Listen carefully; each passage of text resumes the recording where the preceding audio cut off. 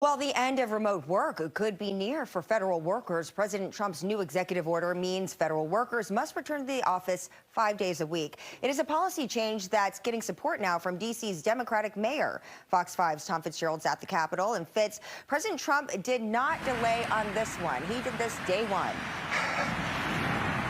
Yeah, he certainly did, Angie, and expect that this is just going to be the first step in the president's efforts to remake the federal workforce, cut through bureaucracy, and instill more what he says is efficiency. Now, remember, work from home began during the first Trump administration. Back then, COVID-19 led to precautions and shutdowns, but the federal health emergency has been over since May 2023, but yet many federal workers still work from home. A recent Senate report found that only 6% of federal workers work a 5-day full-time basis, and nearly 1/3 of the entire federal workforce still works from home. Many taxpayers who are in the nation's capital right now for the inauguration tell Fox 5 they've had to go back to work. They think all federal workers should as well. We will also require that federal workers must return to the office in person.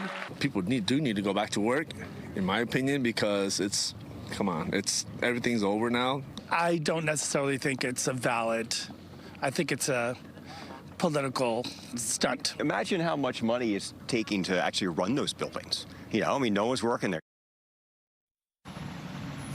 One of the supporters of this return to work effort is none other than D.C.'s Democratic Mayor Muriel Bowser, was cited several times over the last few years that the lack of federal workers in the nation's capital has hurt the local economy. And while some labor attorneys tell Fox 5 they expect lawsuits to try to stop the White House effort, Maryland Senator Chris Van Hollen says he does have concerns about this one-size-fits-all approach.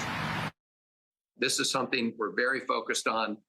Again, this is an area where we want to take a scalpel and not a meat axe to the issue. Look, the reality is that before President Trump took office, there were collective bargaining agreements where a number of workers were allowed to work remotely. Now, while there's been a lot of talk about this, the when it kicks in, that still isn't clear. The White House releasing an announcement on this, saying that they're directing federal department heads to act as, quote, as soon as possible. Live on the Hill tonight. We'll send it back to you. All right, Fitz, thank you.